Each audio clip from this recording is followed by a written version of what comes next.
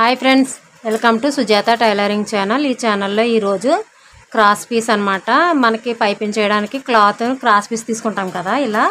ఇలా cross piece మనం ఇలా తీసుకుని ఇలా కటింగ్ చేయడం చాలా కష్టంగా ఉంటుంది. ఎందుకంటే క్లాత్ అంతా ఇలా మనం ఒకే సైజులో ఉండేలా చూసుకోవాలి. ఇలా వెడల్పు వచ్చి ఇలా తీసుకుంటాం కదా, అలా కాకుండా ఈజీ పద్ధతిలో కూడా తీసుకోవచ్చు. అది ఎలా అంటే ఇలా తయారు చేసుకోండి. ఇలా క్రాస్ పీస్కి తయారు చేసుకుంటే మనం ఇలా కటింగ్ చేసుకుంటే ఒకటే సైజులో ఇలా చూడండి 1.5 ఇంచ్ కానీ 1 ఇంచ్ కానీ మనం పైపింగ్ చేసేటప్పుడు క్లాత్ కావాలి కదా మనకి.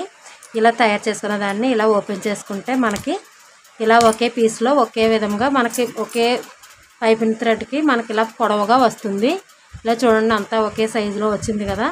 ఇలా జాయింట్ మనం ఎలా చేయాలి, ఇది ఎలా తయారు చేసుకోవాలి. ఇంత పెద్ద పైపింగ్ క్లాత్ ఒకేసారి తయారైపోయి ఉంటుంది. మనం ఇప్పుడు కూడా వర్క్ చేసేటప్పుడు చాలా ఈజీగా కావాలంటే ఇలా తయారు చేసుకోండి ప్రతి ఒక్కరు కూడా.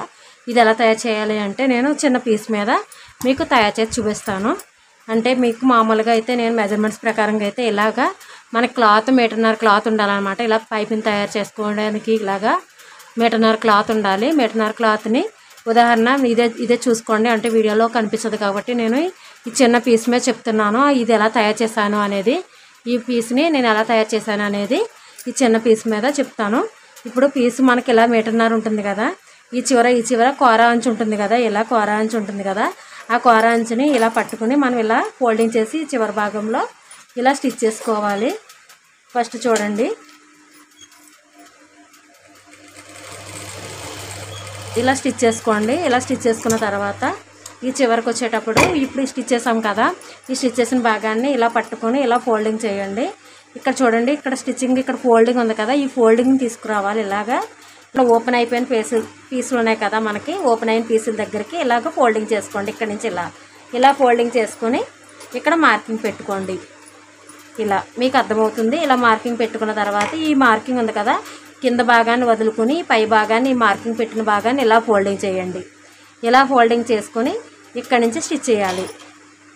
ఒకే సైజులో ఒకే ఆకారంలో చాలా నీట్గా వస్తుంది. ఇలా ఫోల్డింగ్ చేసుకొని ఇలా సమానంగా పట్టుకొని ఇలా మొత్తం ఈ చివరి భాగం ఎక్కడి వరకు అయితే వస్తుందో అంతవరకు స్టిచ్ చేసుకోండి.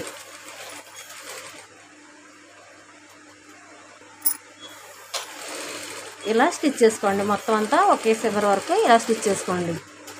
చూడండి ఫ్రెండ్స్, ఇలా స్టిచ్ చేసిన తర్వాత ఈ చివరి భాగంలో మనం ఇలా స్టిచ్ చేసాం కదా,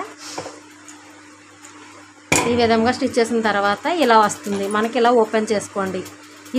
ఈ కోణాన్ని ఇలా పట్టుకుని ఇలా చూసుకోండి. ఇలా చూసుకుంటే మనకి ఈ ఆకారం వస్తుంది. ఇలా ఈ చివర ఇలా ఉండాలి. మనకి ఇలా ఉండాలి.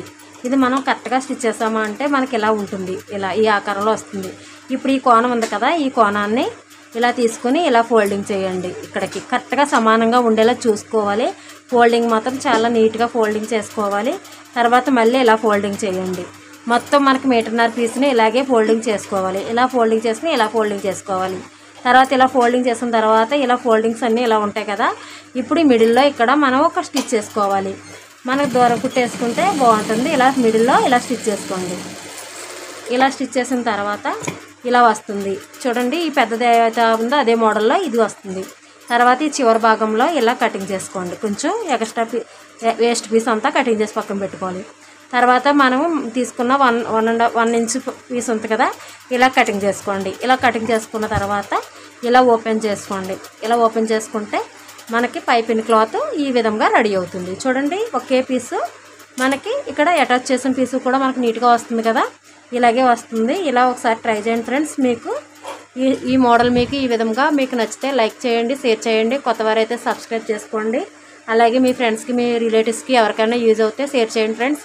Thank you for watching.